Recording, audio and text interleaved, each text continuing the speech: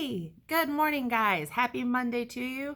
I don't know if you're watching this before you've started your work today, but if you are, that's great because I'm going to kind of go over what your worksheets are, how I want you to submit them, and I don't know, just talk you through it. So maybe that'll help you out a little bit. So the book that we're reading this week is called The Invisible Boy. It was written by Trudy Ludwig. And it's a really great story about a boy named Brian who, when he goes to school, he kind of feels a little left out. Maybe because it's well behaved and he's kind of quiet and shy, and other children are misbehaving and they get attention. But you'll read the story and you'll see how a new boy comes into the class and how he befriends him and how he can make him feel better. So if you can listen to The Invisible Boy, you're going to use the link that is on the weekly document. So it is right there. It's going to be blue on yours. I just happened to print mine in black and white. So the print will take you to a YouTube video of somebody reading The Invisible Boy for you. Now you can always pause it. I would love for you to pause it and follow along after you listen to it. Maybe pause on the page and see if you can read the words on the page too after what you just heard. That might help you understand a little bit better. All right. So after you have read the book or listened to the book, you're going to have some worksheets to do. So your Monday worksheets, the first one, and we're going to be talking about this week, are making connections. Now there's two different types of connections that you can make when you're reading. There's the shallow connection, and maybe that's you're connecting with the character because they both have blonde hair. So you say, oh, I have blonde hair and Brian has blonde hair, so I'm kind of like Brian. Or Brian's wearing a green shirt and I have a green shirt, so I'm connecting with Brian. That is a shallow connection. It's just on the surface. It's usually about connecting with the way something looks. A deep connection is when you're getting more into the feelings or the emotions of a character. So Brian at the beginning of the story felt like he was being overlooked. People didn't really notice him there. He was very quiet. Maybe you have felt that way too. Maybe when you were new in a classroom and you were over in the corner and you just didn't say anything, and there were some other kids that were misbehaving and had the teacher's attention, and you felt like nobody really sees me. I'm feeling invisible, just like Brian did. So if you're connecting on a level that is more emotional in how somebody feels, that is a deep connection. So what you're going to do is you are going to make connections with the story. So the beginning is the B, the middle is the M, and the E is the end. This is the flat book. So you're going to cut it here. You're going to cut it here. Glue it on this, on the other side. You're going to put it into your reader's journal just how you've been doing. And then you are also going to lift the flaps and then write. You're going to write, I connected with, maybe you want to do it with Brian. I connected with Brian at the beginning because when I was new, I was very quiet and I didn't say anything. Or you can even do a shallow connection where I connected with Brian because I had blonde hair. In the middle, what happened in the middle of the story? Well, if you haven't heard it yet, there's a new boy that comes into school. So maybe you can connect with something that happens during that part. Then at the end, of course, we're going to end happy. So at the end, how did you connect with what happened at the end of the story? So remember, you are in second grade now. So we are going to use complete sentences. We have been working on complete sentences last week, the week before, and we're going to continue this week. So make sure you are using complete sentences. You can say, I connected with Brian because, or one of the other characters. That's fine. So that is one of your worksheets for Monday. Now we're going to hit the complete and incomplete sentences part. This is the flat book like we've done before. So it is one page. You're going to fold it in half like this. And you are going to only, I would fold it in half and then open it. And then just cut that dotted line right there. And that's it.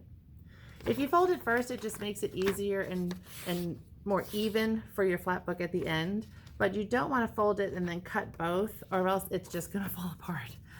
So first, it says complete.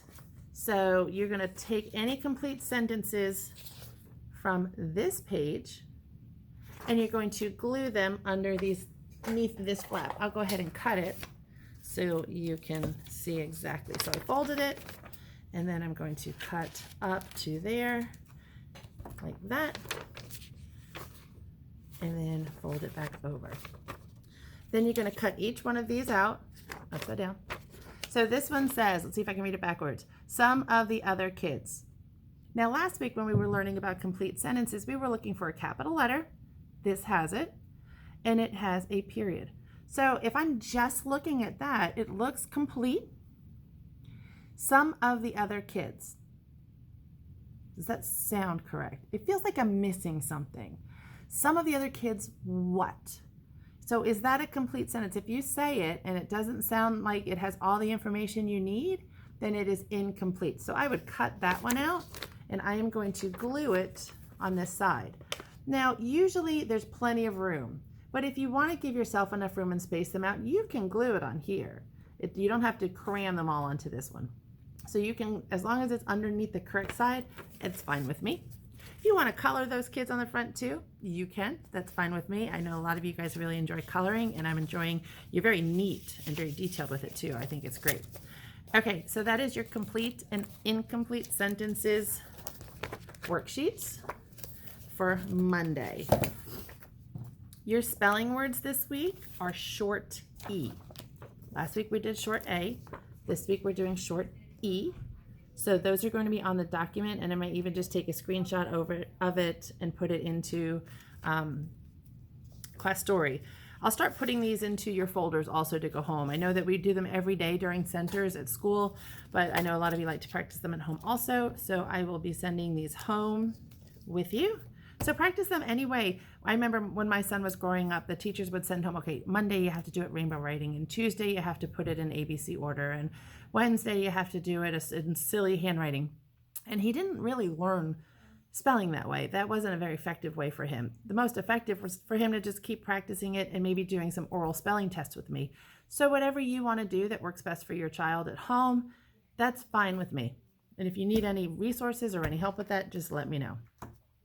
So vocabulary this week. I'm going to do it a little bit differently. I'm going to eliminate some of the words. So you will be getting a smaller vocabulary sheet sent home, and I'll post it with the spelling list on Monday so that you'll have both of those together. And we're still rethinking the vocabulary quizzes. We're not a big fan of the ones that come with the program that we use because a lot of the sentences are not in a manner that a normal child or even an adult would speak. So we're looking for a better way to assess vocabulary. So you'll get more information on that on Monday, just with some activities to do. The vocabulary menu I don't think was very effective either.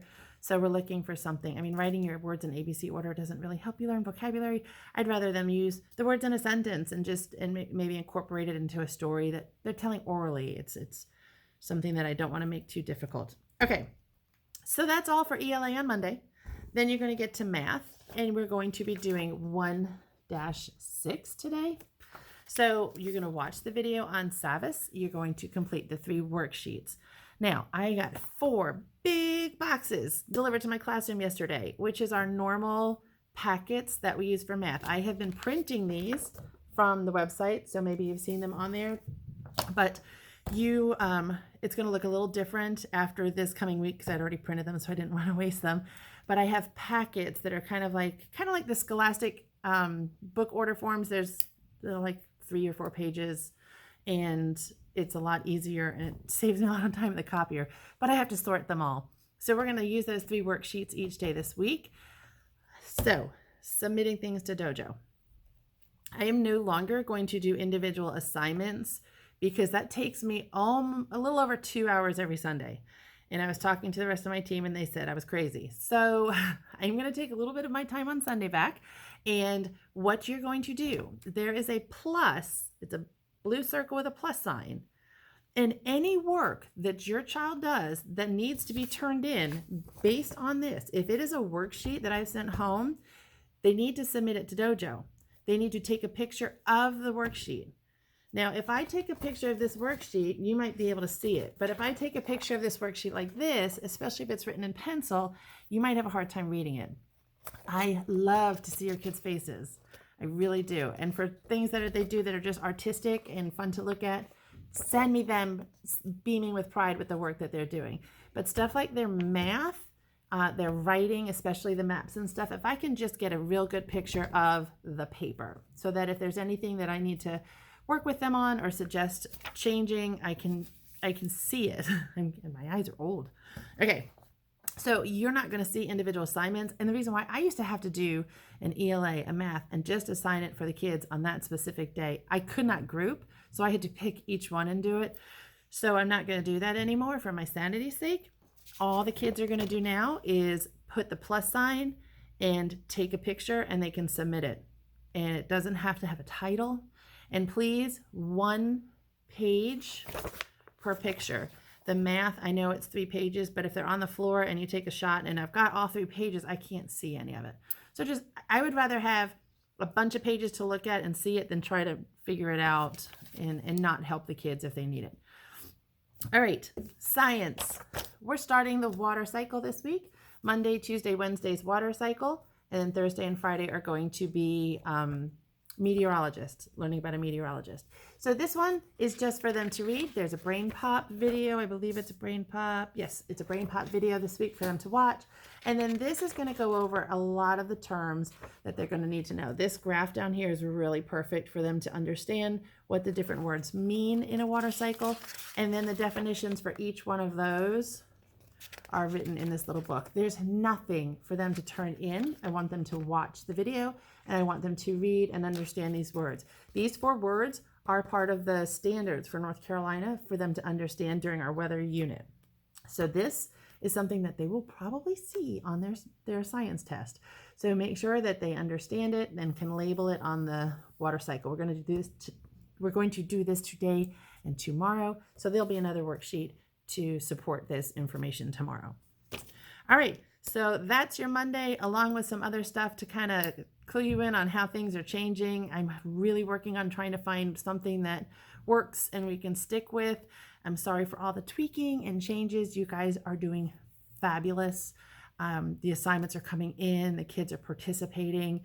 If you're having any problems with anything, if it's too much work, I'm trying to scale back that vocabulary. I think that was more of a headache than help. So let me know. I'm willing to take any suggestions, and we're really doing a lot of stuff as a team. So we're all tweaking it and trying to make sure that the kids are getting what they need without overloading them, but still challenging them. So keep it up, keep working hard. Your Monday's all set now. Let me know if you have any questions, and I'll see you tomorrow.